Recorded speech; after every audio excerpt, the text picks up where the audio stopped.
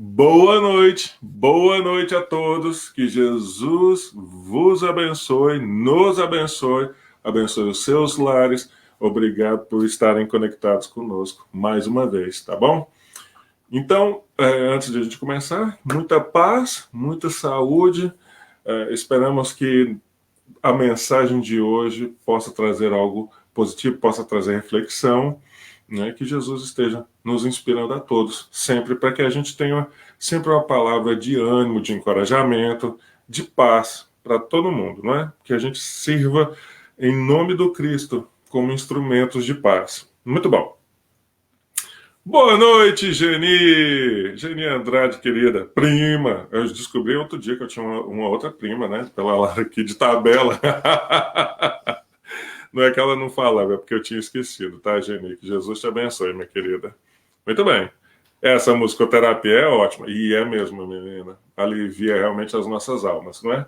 Bom, comecemos então o nosso bate-papo aqui. Hoje o tema que a gente escolheu falar,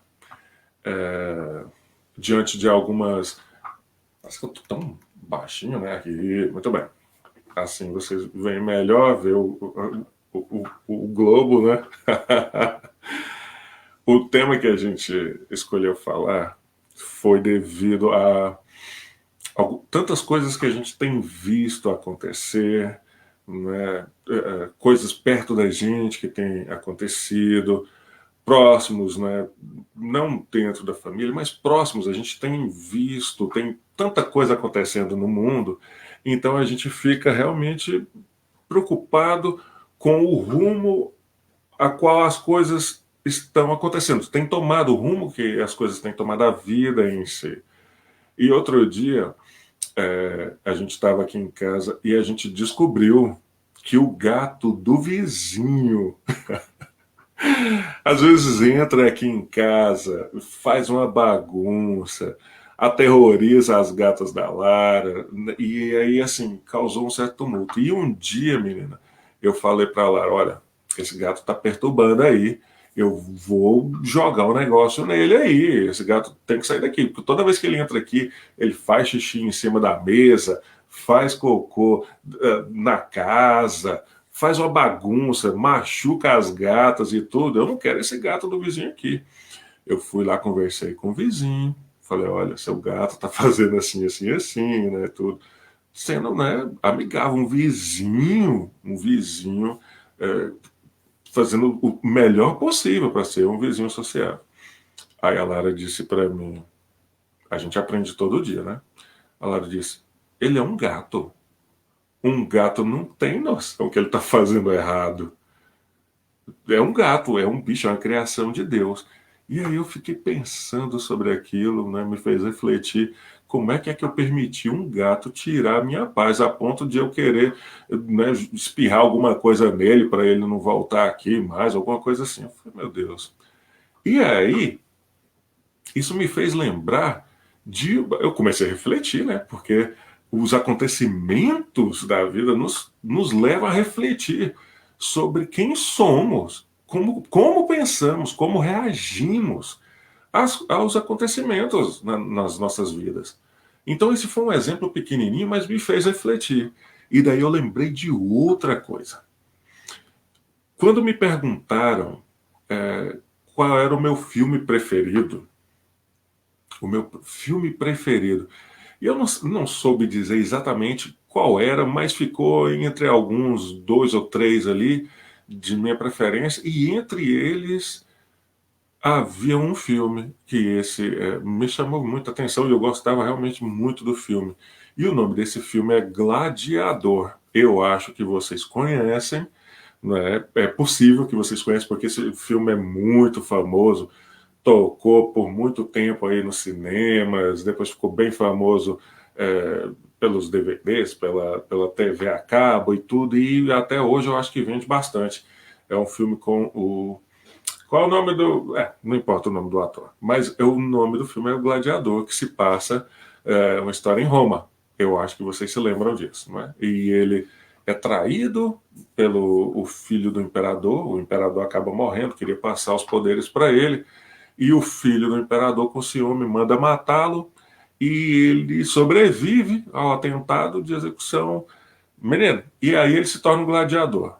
Eu estou resumindo aqui para quem não assistiu o filme, mas eu sugiro que assistam, ou por curiosidade, ou porque de repente vocês gostam do filme. Anyways, o que acontece é que esse moço come o pão que o tal do diabo amassou.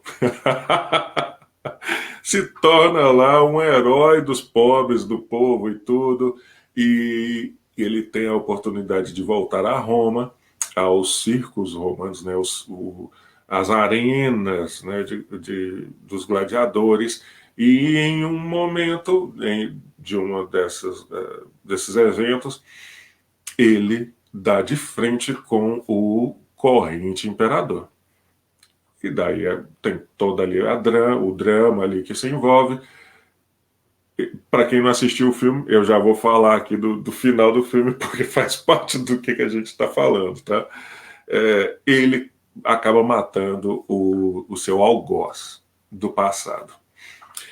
E aí eu fiquei pensando, boa noite, Valdivino, meu querido, beijo para você, para Ivanete, toda a família, um abraço para todo mundo, muita paz, Jesus abençoe.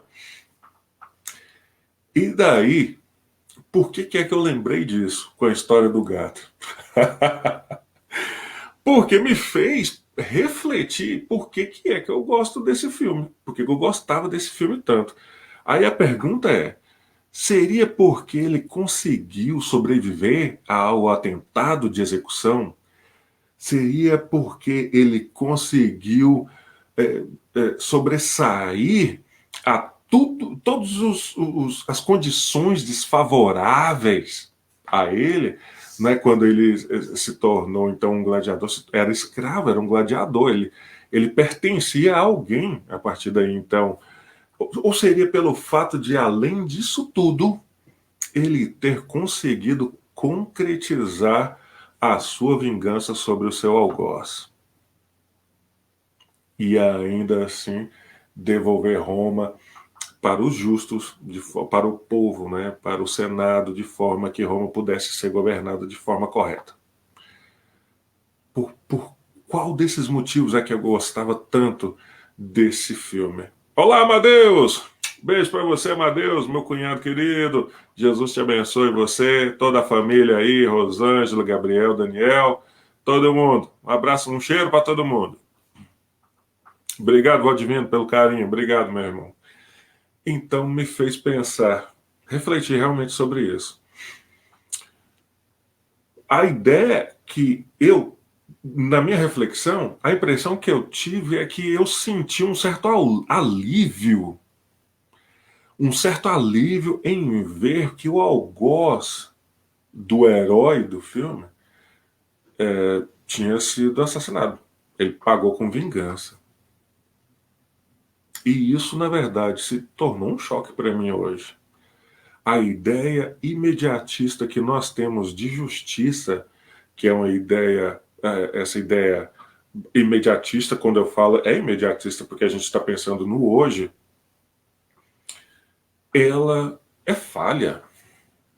E nós corremos grandes riscos de cometer graves equívocos. A gente já falou disso em outras épocas, em outras vezes e tudo.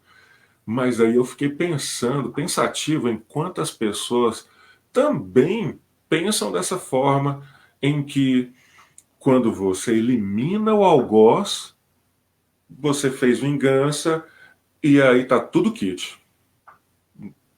Existe essa palavra ainda? Tá tudo kits? Tá tudo kits. Né? Even, quer dizer, tá pago.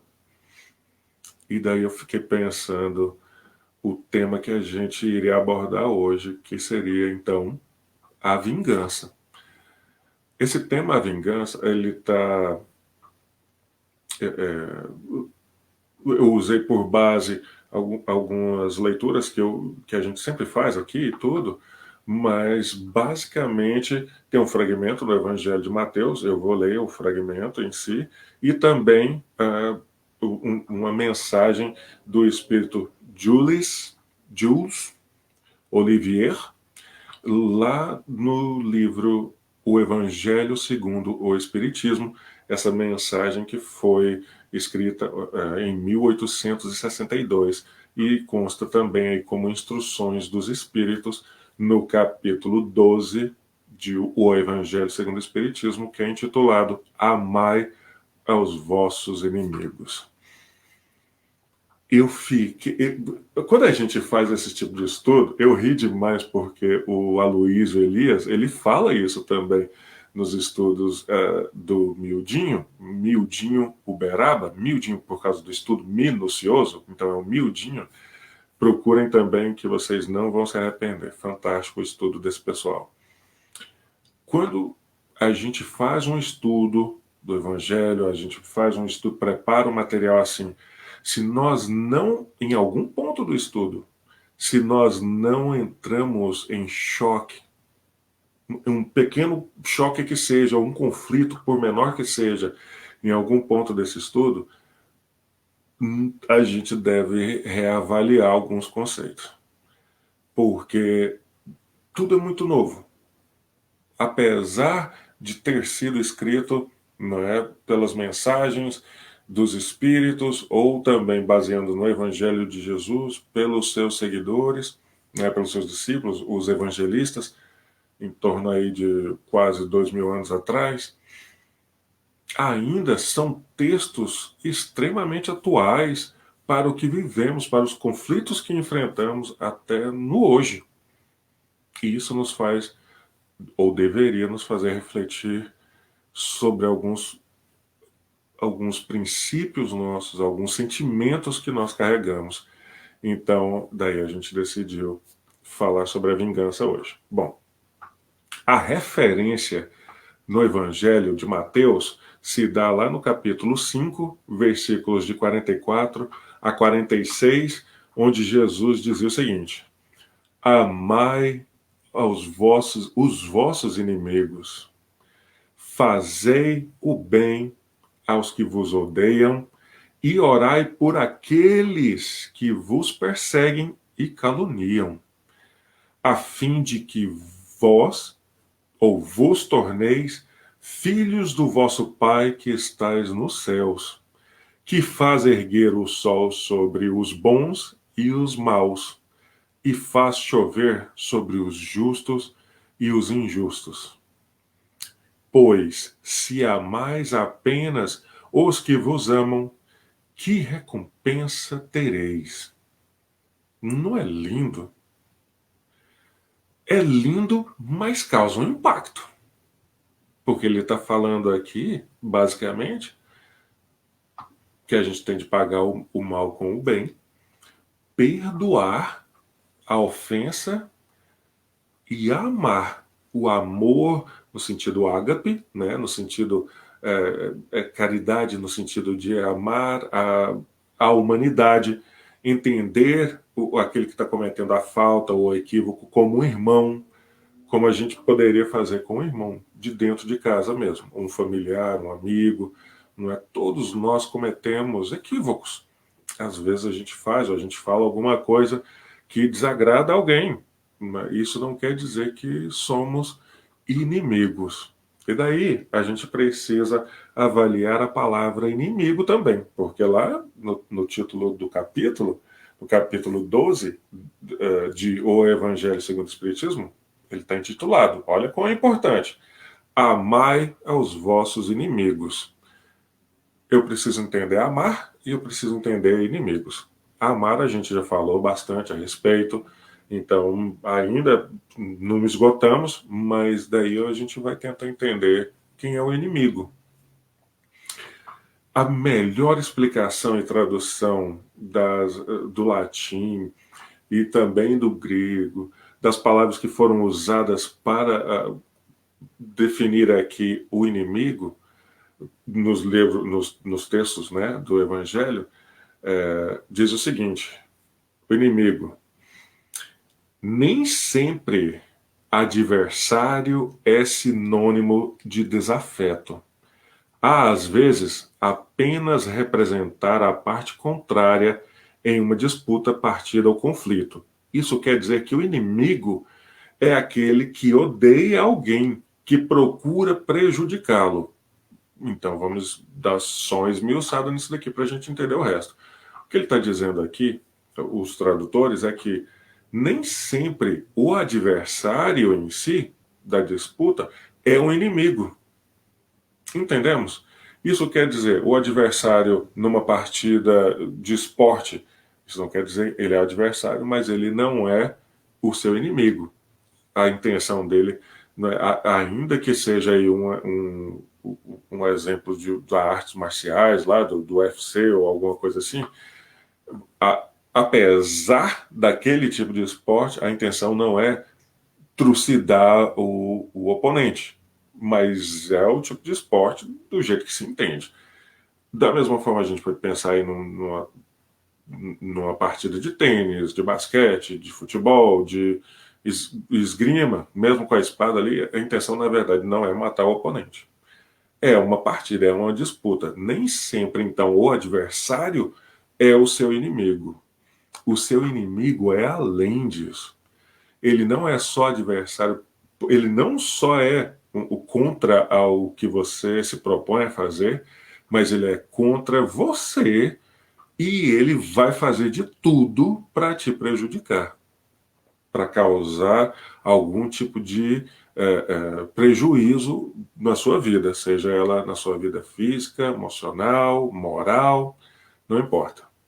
Entendemos? Então, esse inimigo, na verdade, ele trabalha de alguma forma para nos prejudicar. Agora vocês vão entender a ideia, por que a gente fala tanto de inimigo aí, por causa dessas traduções, porque como foi exposto, e também na Bíblia e tal, em outras leituras, a gente entende mais fácil quando você se propõe a fazer uma dieta, por exemplo, né, e você está lutando ali nos primeiros dias, que são mais difíceis, né, geralmente, e você está evitando um monte de coisa, e daí alguém te convida para ir na casa. Hoje não, porque a gente está fazendo distância social, né? Distanciamento social. Mas alguém te chama para ir na sua casa ou fazer alguma coisa e você, pá, se dá de frente a um brigadeiro ou um bolo prestígio, brigadeiro, alguma coisa assim, que daí você fala, e a gente vê esses posts, né, a turma brincando, mas em relação a uma coisa que é séria, né? Olha o inimigo agindo, não é assim que a turma fala? Olha o inimigo agindo. Então, mas a concepção, a ideia em si por trás disso, é verdade, porque a ideia de que o inimigo está colocando algumas coisas no nosso caminho para nos prejudicar. Prejudicar a dieta, prejudicar a preposição ou a proposição, a nos propor a fazer um exercício, a fazer algum tipo de caridade com alguém. Né? A gente pode pensar assim, amanhã eu vou sair, vou lá entregar roupa para o pessoal que está em condição de rua, ou comida, ou alguma coisa assim. Aí chove, aí você pensa, aí, tá vendo? Eu queria fazer o bem, mas o inimigo tá trabalhando. E daí me impede de fazer o bem, né? Ou vencer sobre mim mesmo, e tudo o que eu tenho de proposta de regeneração. Entendemos mais ou menos aí? Porque é fundamental que a gente entenda do que se trata o inimigo para a gente continuar, ok? Muito bem. Daí, a história é o seguinte: lá, e eu estou aqui com o texto, eu vou ler alguns fragmentos só que eu separei, porque eles são fundamentais para o nosso bate-papo de hoje. Então, mais uma vez, Evangelho segundo o Espiritismo, capítulo 12, amai aos vossos inimigos, o item que começa Instruções dos Espíritos é o item 9. Ele começa assim: a vingança, lembra, é a mensagem de Jules Olivier. A vingança é um dos últimos vestígios dos costumes bárbaros que tendem a desaparecer dentre os homens. Essa é a primeira frase da mensagem do Jules. A vingança é um dos últimos vestígios dos costumes bárbaros que tendem a desaparecer dentre os homens. Então ele já está dizendo, olha, esse era um costume que se tinha de pagar olho por olho, dente por dente. Se lembram disso? Então, na verdade, a ideia de vingança estava embutida na cultura do passado, de todos os povos, provavelmente, se não todos, a maioria deles. Porque a gente não tem realmente notícia de um povo onde que nunca se pensou em vingança como forma de justiça. Essa que é a ideia. É a ideia vaga de justiça que a gente tem e a gente pensa logo na vingança. Vingança não é justiça, meus irmãos. Isso precisa ficar bem claro. No fragmento de Mateus, tem algo que me ocorreu agora aqui e a gente precisa falar disso. Tem uma parte que ele fala: orai por aqueles que vos perseguem e caluniam. A gente precisa orar. Essa é a sugestão de Jesus, a orientação.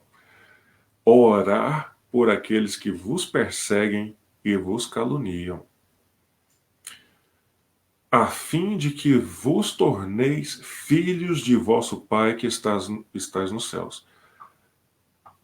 Isso quer dizer que se a gente não faz a vontade de Deus, a gente não é filho dele? A gente nem é filho dele ainda, porque Jesus está dizendo aqui, a fim de que vos torneis. Somos todos filhos de Deus.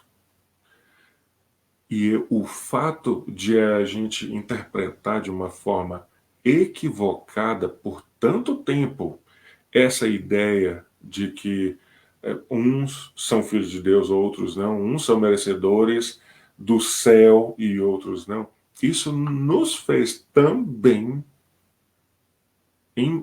criar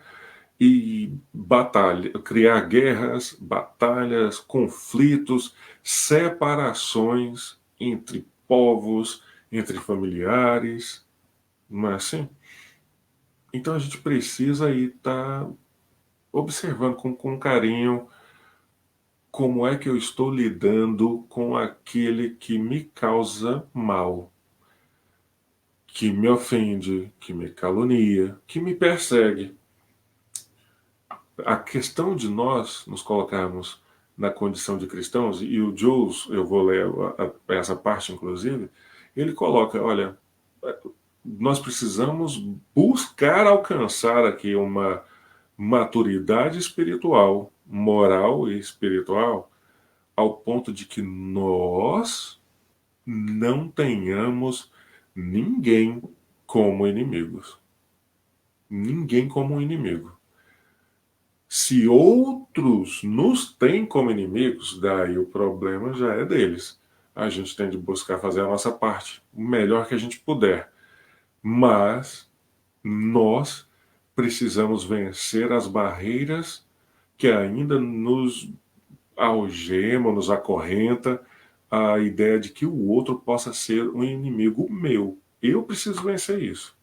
Eu preciso trabalhar na oração, na fé, na caridade, na meditação, de forma que eu possa começar a enxergar aquele desafeto como meu irmão. Um irmão na família universal. Ok? Muito bem. Se é um vestígio, isso quer dizer que ainda é como se fosse uma rebarba, ainda são algumas coisas que essa vingança, né, como o Jules Oliveira coloca aqui, é um vestígio, quer dizer, ainda é uma sobra dos nossos princípios bárbaros, dos costumes bárbaros que carregávamos desde o passado. E ele está dizendo, desfaz logo disso. Se resolva logo com isso, com esse sentimento, porque isso está atrasando o seu adiantamento moral e espiritual. Basicamente é isso que ele está dizendo aí, ok? Pessoal, vocês fiquem à vontade para comentar, tá? Coloque aí os seus pensamentos, perguntas. Se eu souber responder, eu respondo com carinho. Se eu não souber responder, eu digo, não sei. Tá bom? Muito bem. Um pouco mais adiante, o Jules Oliveira diz o seguinte: vingar-se é, bem o sábeis, ou sabeis, totalmente contrário ao ensinamento do Cristo. Perdoai aos vossos inimigos.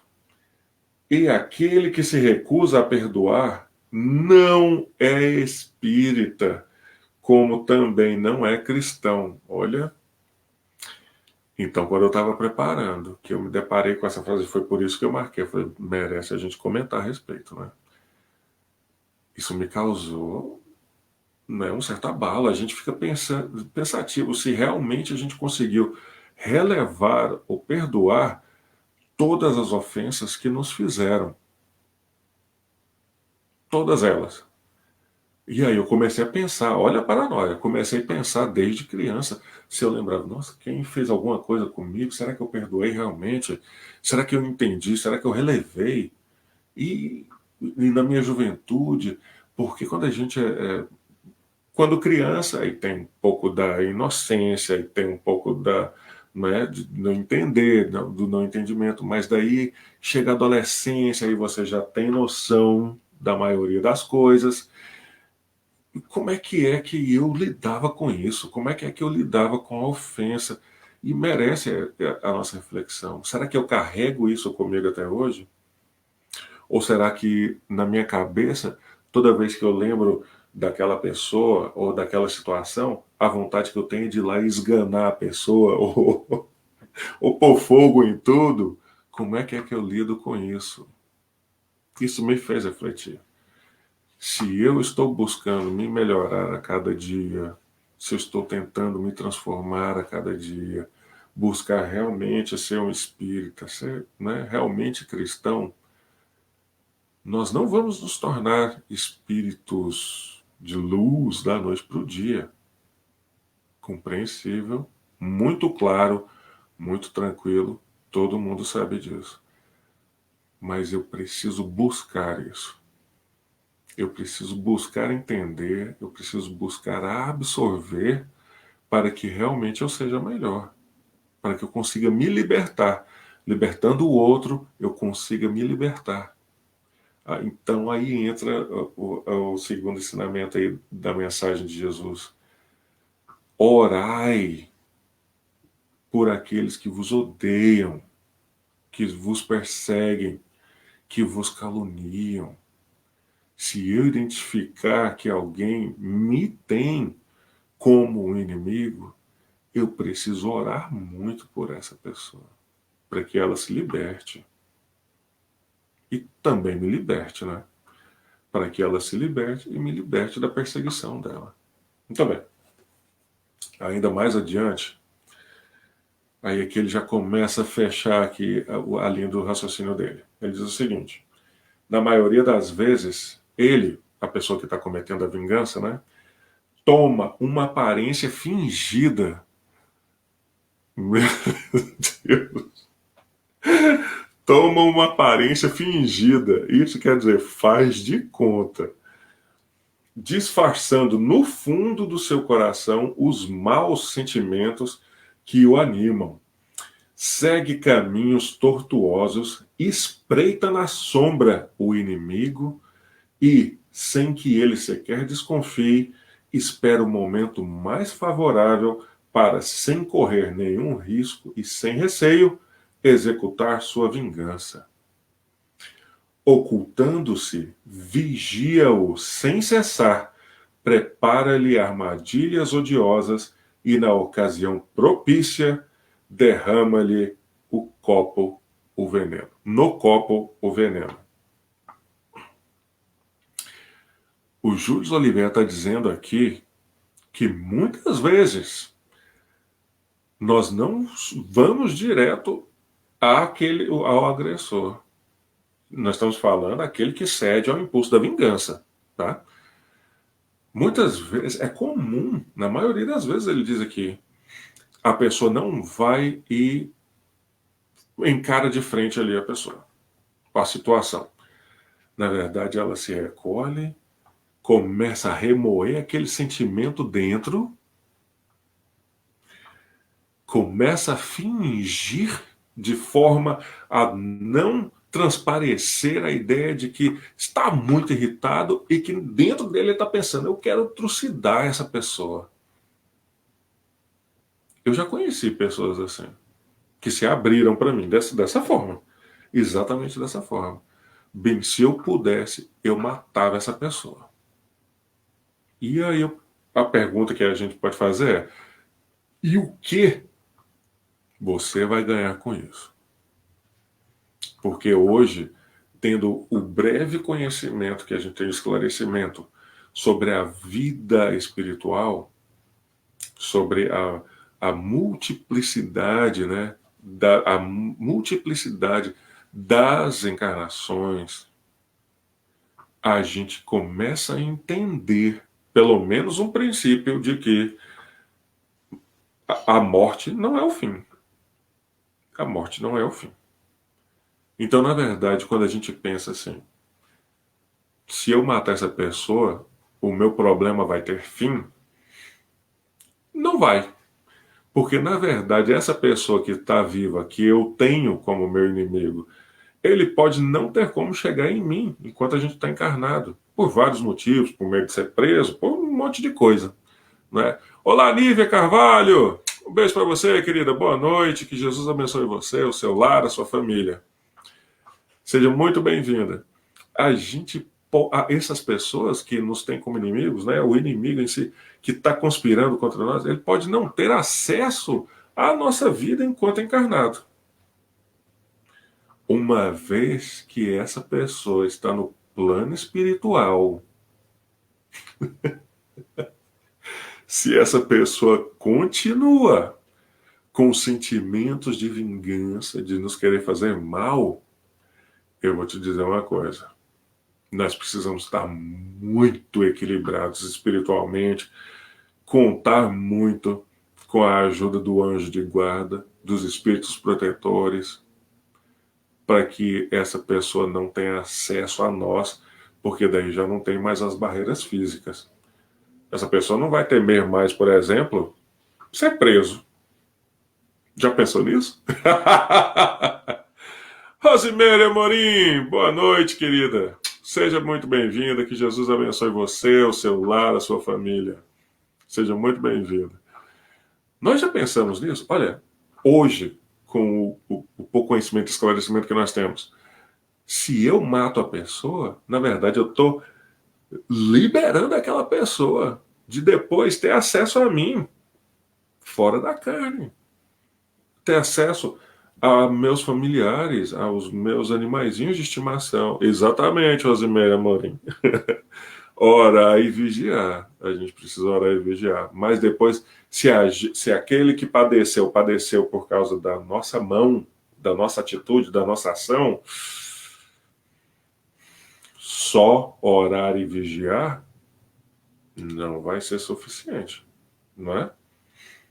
Então a gente precisa repensar isso daí também.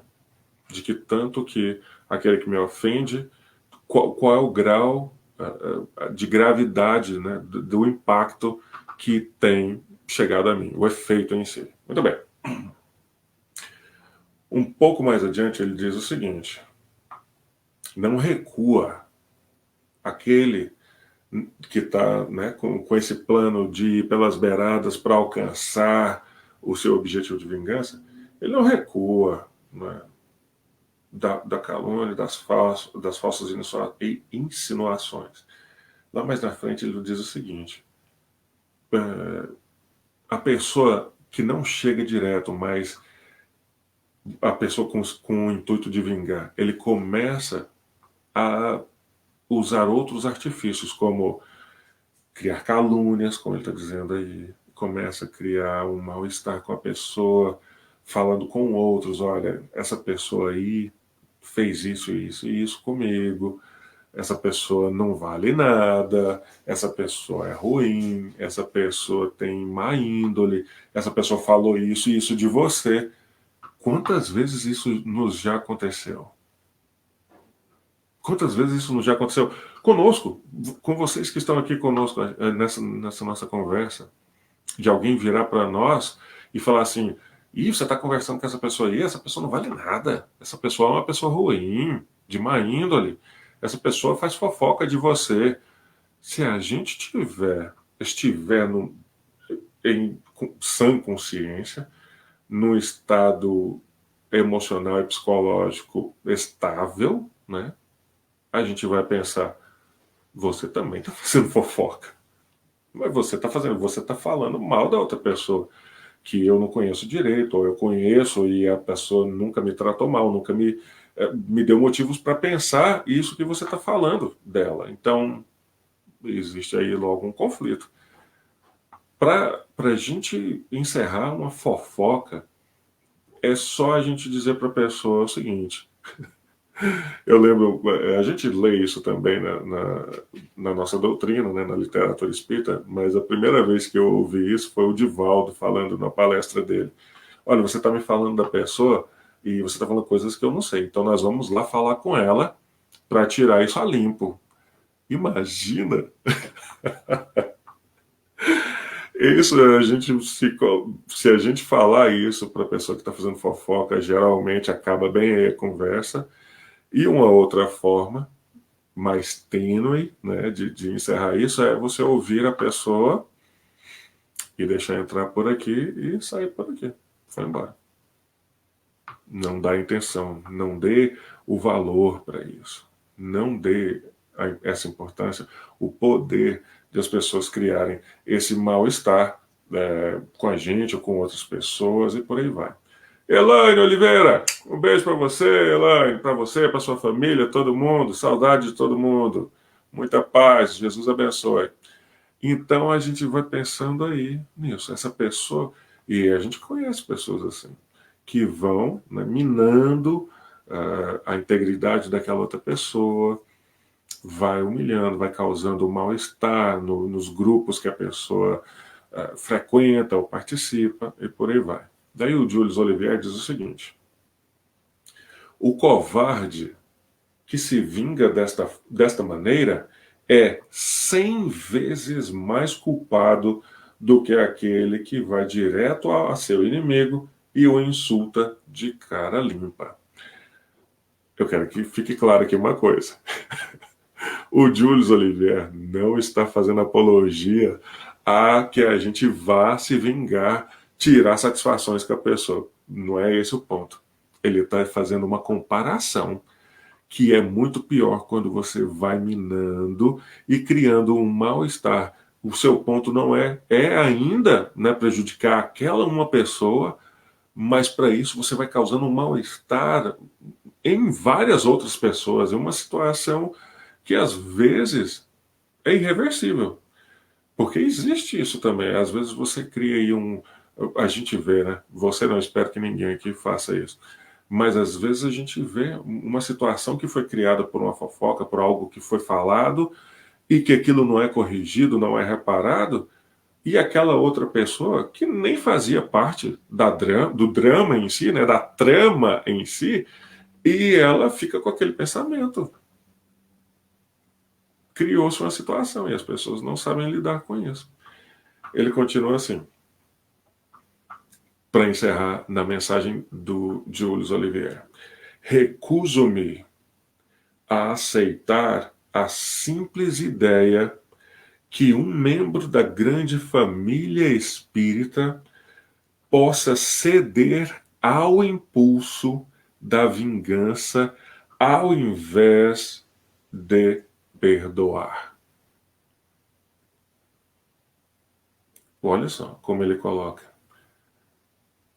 O que ele está dizendo aqui é que se a gente já atingiu uma certa maturidade de buscar entender aí os princípios espíritos, os ensinamentos dos espíritos, perdão, o Evangelho de Jesus, que é o manual da transformação íntima, de nos tornarmos melhor. Se a gente conseguiu alcançar certa evolução, certa maturidade espiritual, a gente não deveria ceder mais ao impulso da vingança. E aí a gente não tem como não mencionar, por exemplo, o caso de Estevão, né? No livro Paulo e Estevão, né? O São Estevão, ou Santo Estevão, ele foi julgado e apedrejado a mando, né, pelo procurador, que seria para nós hoje o procurador da justiça, lá, o procurador Saulo de Tarso, até então o Saulo de Tarso, que depois viria a ser Paulo de Tarso, e mesmo ali sendo açoitado, apedrejado, machucado, no leito, depois, né, de toda ali a cena e tudo do apedrejamento, eles levam ele para agora esperar só o último suspiro. E Saulo, a Abigail, a irmã de Estevão, né, reconhece o irmã Abigail, noiva de Saulo de Tarso. Pensa assim, né? E agora, imagina o conflito. O meu noivo, que eu amo tanto, mandou apedrejar, matar o meu irmão. Eles não sabiam do que estava acontecendo porque Estevão teve de mudar de nome, começou a usar Estevão por causa de uma outra trama. Insisto, por favor, leiam o livro. Mas o ponto é que ali, à beira dos últimos suspiros, Estevão vira para Abigail, a sua irmã, e diz: perdoa o Saulo, perdoa o Saulo. O que ele está fazendo é ele está seguindo da forma que ele entendeu, a melhor forma possível, os ensinamentos de Moisés, os ensinamentos da lei civil dos hebreus. No dia que ele conhecer Jesus, imagina como é que ele vai se transformar, no que ele vai se transformar. E foi por isso que a gente tocou hoje o Vaso Escolhido, a música O Vaso Escolhido, que faz referência a Paulo de Tarso. A condição de Estevão ali era: eu estou morrendo, o meu algoz está bem aqui, noivo da minha irmã. Mandou me matar. Me julgou e mandou me matar. Quantos de nós teríamos hoje a maturidade de perdoar dessa forma alguém que só pediu dinheiro emprestado e não pagou a gente? Eu estou falando de coisas materiais. Pediu dinheiro emprestado, não pagou. Pediu o carro emprestado e bateu o carro, não tem dinheiro para pagar o conserto do carro, nem o do outro com que bateu. Como é que a gente reagiria em relação a isso? Eu faço essas indagações porque eu me pergunto essas coisas. E eu tenho, aí eu volto aí no que a Rosemary falou, orar e vigiar. Aí eu preciso realmente orar e me vigiar, não vigiar o outro, né? Mas me vigiar. Eu preciso orar muito para manter serenidade, para e tem certas vezes, né? Eu brinquei aqui outro dia, tem dia que a gente acorda e na minha oração eu falo assim: Deus, Senhor, me protege, né? Tira algumas coisas do meu caminho, porque eu não estou preparado para passar por certas coisas. E aí Deus responde assim: olha, você está fazendo oração para se melhorar? Eu tenho de te provar. Eu tenho de colocar aí algumas pedras no seu caminho. E as pedras vêm no nosso caminho. As pedras vêm no nosso caminho. Então a gente precisa refletir realmente em relação a isso. Quando a gente observa as coisas em volta e a gente vê as pessoas passando ou reagindo de certa forma, ou de uma forma que a gente às vezes nem aprova, a gente precisa se perguntar: e se fosse eu, primeiro, no lugar da pessoa? Segundo, e se fosse comigo? Como eu reagiria? Esse sentimento de vingança está muito longe da ideia de justiça. Então, uma vez mais, eu convido vocês a fazerem a leitura do capítulo 11 do terceiro livro, o livro dos Espíritos, né, que faz referência à 10ª lei moral, a lei de justiça, amor e caridade. Allan Kardec, com a inspiração dos Espíritos, a sugestão dos Espíritos, eles foram perspicazes, eles foram extremamente felizes ao colocar em um capítulo só, de forma muito branda, de uma ligação muito clara, a ideia de justiça espiritual, de amor e de caridade. E isso é muito válido e importante para que nós entendamos. Não existe justiça sem amor. Olha isso, que bonito! Não existe justiça e amor sem caridade. E não existe caridade sem justiça e sem amor. Por quê, Bim? Porque justiça, a ideia de justiça justo só é quando ela é aplicada de forma igual para todos. E o único que tem o poder de fazer isso é Deus. Tanto que quando o moço chegou para Jesus e falou, bom mestre, né? E aí Jesus replicou na hora, por que me chamais de bom? Bom só tem um, Deus, o Pai. A justiça divina, ela é igual, se aplica a todos, porque Deus ama a todas as suas criaturas de forma igual. Nós não temos como fazer algo que possa agradar a Deus, na ideia de agradar que nós entendemos. E isso foi um equívoco no passado de entender dessa forma.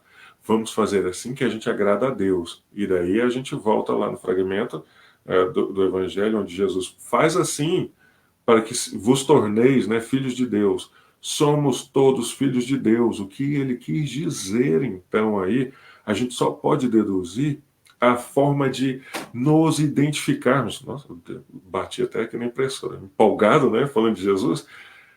A nossa forma de agir quando ele se identifica com a harmonia das leis divinas de Deus. E foi por isso que Jesus também respondeu a um dos seus discípulos, olha, a gente a gente pode ver a Deus? Como é que a gente faz para ver Deus? Você fala tanto desse Pai. E Jesus fez assim, meu irmão, você não está me vendo aqui não, bicho?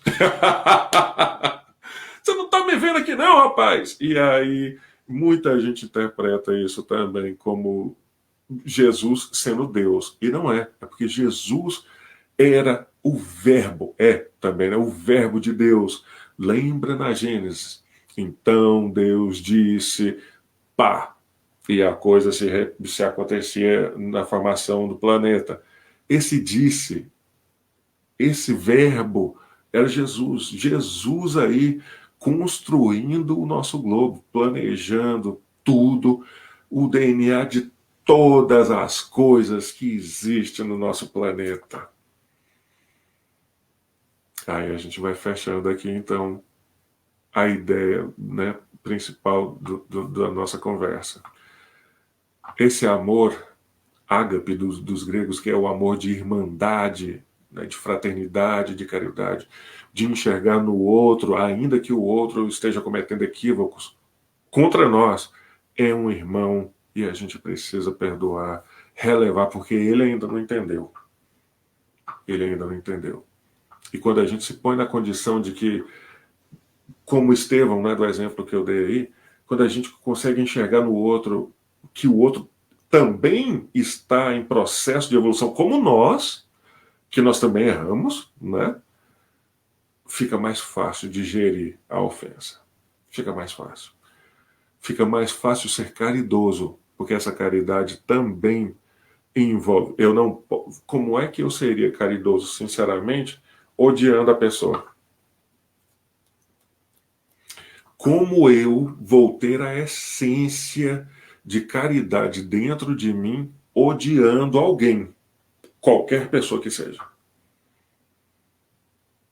Essa ideia é inconcebível. Entendemos por que é importante a gente pensar assim? Então, clarificando aqui, né, esclarecendo e batendo, batendo o martelo. Dole uma, dole duas, dole três. A ideia de perdoar as ofensas e não trabalhar pela vingança, isso vai nos tornando pessoas mais livres, porque ao perdoar, não é simplesmente perdoar o outro, libertar o outro, é libertar a gente. Somos nós que nos colocamos, ou fomos nós que nos colocamos na condição de escravos mesmo, de um pensamento, de um rancor, que muitas vezes, dependendo da gravidade da ação, é esse rancor, essa algema que nos dita, às vezes, os caminhos que a gente vai caminhando aí, nos afastando de princípios mais elevados. Tá bom? Trabalhemos por vencer qualquer ofensa que nos tenha sido feita. Trabalhemos por vencer isso. Bem, isso não é fácil, porque se alguém vem e agride a mim, ou a minha esposa, ou meu pai, ou a minha mãe, ou meu filho, ou a minha filha, não vai ser fácil. Meus irmãos, ninguém disse que vai ser fácil. Ninguém disse que vai ser fácil. Leve o tempo que levar para digerir aquela ofensa. Mas entenda que toda vez que eu buscar pela vingança, fazer justiça, eu vou estar me comprometendo espiritualmente, e a gente sabe que uma dívida espiritual, ela tem que ser paga de alguma forma. Talvez não da mesma forma, mas ela precisa ser reparada. Ok? Que Jesus nos abençoe a todos.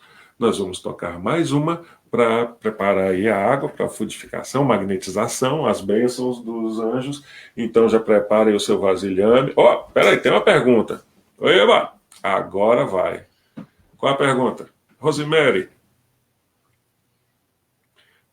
perdoamos a ofensa, mas somos obrigados a conviver? Não. Ótima pergunta. Nós vamos, veja bem, nós vamos aqui. é, são duas coisas distintas. Linda a sua pergunta. Foi bacana de você ter feito dessa forma.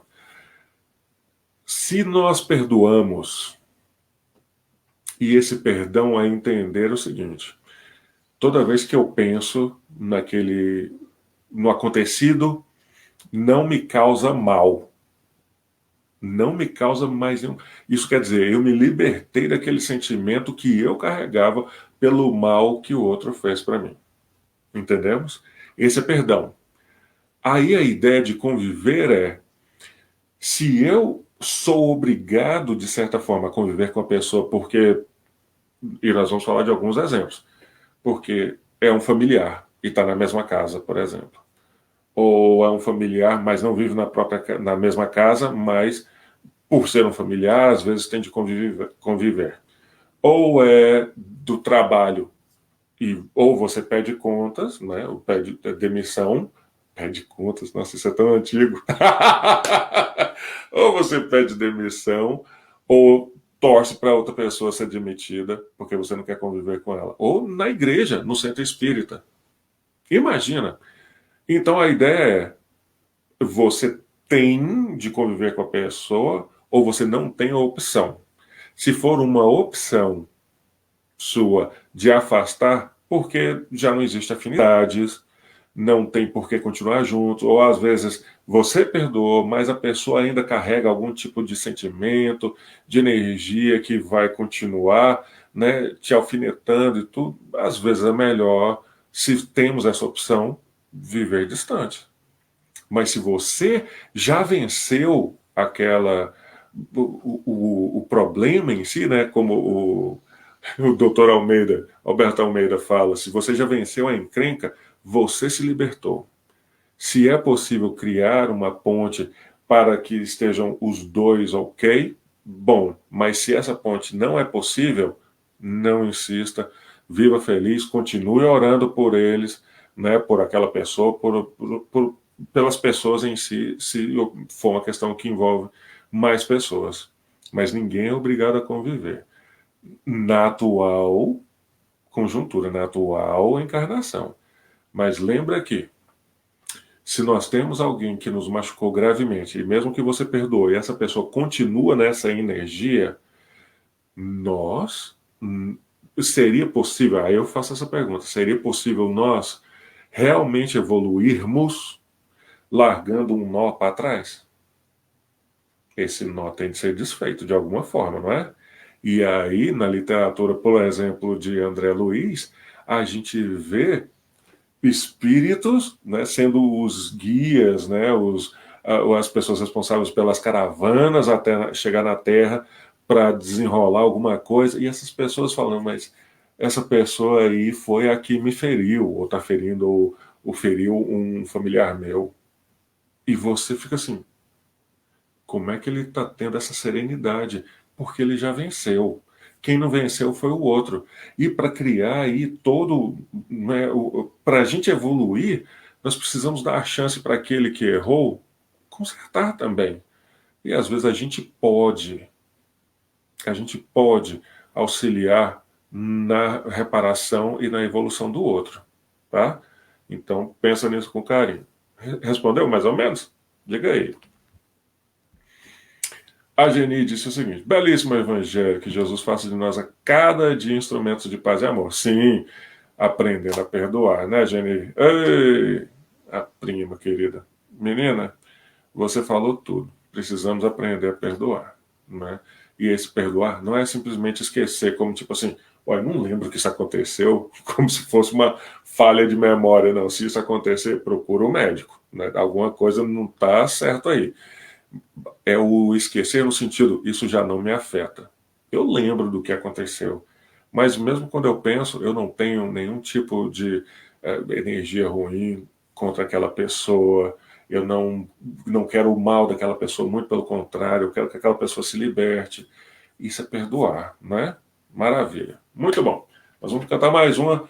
Já prepararam aí a garrafa d'água, o vasilhame? Muito bem. Essa se chama. Oi, oi, oi, oi. Peraí. Súplica a Jesus é de um grupo. Ah, maravilha, fico feliz que ajudou. É de um grupo que chama Grupo Ame. A música é Súplica a Jesus. Presta atenção aí na mensagem dela, tá bom?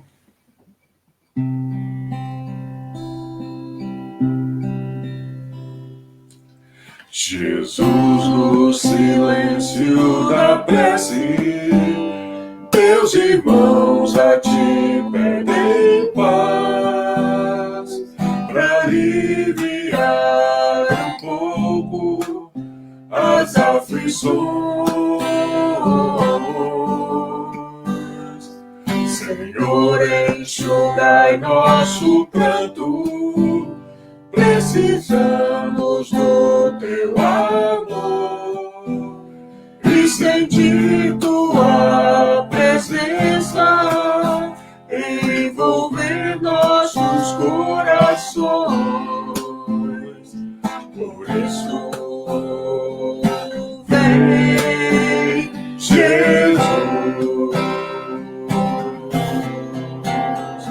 e ir ao teu encontro. Queremos te seguir e afastar o mal da terra e acabar de vez com a guerra e caminharmos juntos rumo à luz. E ir ao teu encontro. Queremos te seguir e afastar o mal da terra e acabar de vez com a guerra e caminharmos juntos com a luz.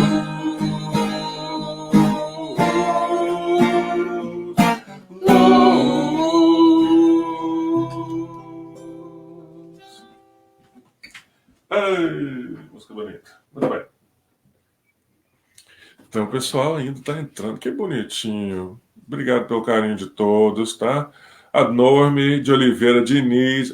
Já, é Norme Diniz, eu já imagino que é família. Da família Diniz Soares, todo mundo. Os parentes, maravilha. Seja muito bem-vinda. Que Jesus abençoe você, o seu lar, a sua família. Nívia, obrigado pelo carinho, tá? Quem mais? Muito bem. Bom, se vocês entrarem aí, eu não falei o nome de vocês, por favor, coloca aí que vocês estão aí, para que a gente... É irmã da Cecília? Olha isso que fantástico! Oh, Norme! É Norme ou Norma? Norme. Que Jesus abençoe, menina. E gente, família é família, hein? Já, se é família dos parentes da Cecília, da família de Diniz Soares, é família nossa. Já é, é família nossa, todo mundo. Que maravilha. Olha, pessoal, que Jesus abençoe. Vamos então aqui nos preparar para a nossa oração, para o encerramento, tá? A música é bem bonita. Obrigado, Geni. Obrigado, Rosemary. Não foi eu que escrevi, é lá do Grupo AME, mas é uma mensagem lindíssima, não é? Jesus, né, ajuda a gente a perdoar. Nós precisamos do seu amor. E é assim que a gente começa, então, aqui a nossa oração, para a gente ir encerrando. Jesus, mestre querido, Rabi da Galileia, o mestre Jesus, por quanto, Senhor, ignoramos os teus ensinamentos, podemos nesse momento sentir, visualizar a poeira, o cheiro árido daquelas terras onde nós nos encontramos um dia. A maioria de nós que esteve ali entre os hebreus, naquelas terras áridas. Quantas vezes podemos ter ouvido alguém falar do Rabi Nazareno e nós ignoramos? Entretanto, ainda assim, o Senhor jamais desistiu de nós. E isso nos causa tanta alegria, tanto consolo nos nossos corações, porque nós precisamos ainda muito de Ti, Senhor. Precisamos ainda tanto de Ti. Não desista de nós, Mestre querido. Não desista de nós. Ainda naqueles momentos mais tensos e mais escuros, né, em que os nossos pensamentos possam vagar em trevas, que a gente esteja à beira ou mesmo cedendo a impulsos menos nobres. Não desista de nós, Senhor Jesus. Seja sempre esse sol que nos guia, que nos inspira a nos melhorar a cada dia, a entender a importância do perdão, Senhor. Perdoa-nos quando temos a oportunidade de promover o bem e não o fazemos. Perdoa-nos, Jesus, por quantas vezes cometemos os equívocos conscientemente, cedendo a impulsos menos nobres que ainda habitam em nós. E te pedimos, ó Rabi, ó Mestre, ó Médico dos médicos, abençoe aqueles que se encontram na condição de rua hoje. Porque deve ser muito triste não ter um teto, um lar para se proteger das intempéries. Abençoe aqueles que estejam hoje na condição de fome, pois deve ser muito difícil não ter um pão para se alimentar, Senhor. Abençoe aqueles que se encontram encarcerados, pois deve ser muito difícil passar pela privação da liberdade. Abençoa os órfãos, pois deve ser muito difícil, Senhor, não ter alguém para chamar de mãe, de pai. Abençoai os nossos irmãos que se encontram nos asilos, abandonados às vezes pelos familiares e amigos, pois a solidão deve ser muito difícil, Senhor. Abençoai os que se encontram nos manicômios, porque deve ser muito difícil, Mestre, perder a consciência, a sanidade, a organização dos pensamentos. Abençoai os que se encontram nas clínicas de reabilitação, pois deve ser muito difícil ser escravo de um vício.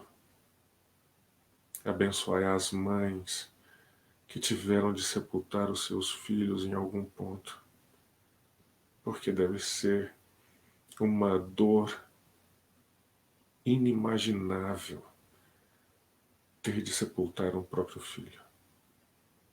Abençoai, Senhor Jesus, os que se encontram nas lides religiosas, os líderes das religiões, os líderes das nações, para que possamos promover a fé, a paz, a tolerância no mundo, e que esse mundo seja melhor, e que venha logo a transformação para a regeneração, para um mundo mais tranquilo, para aqueles de nós que retornarão aqui a esse planeta, e para os que virão.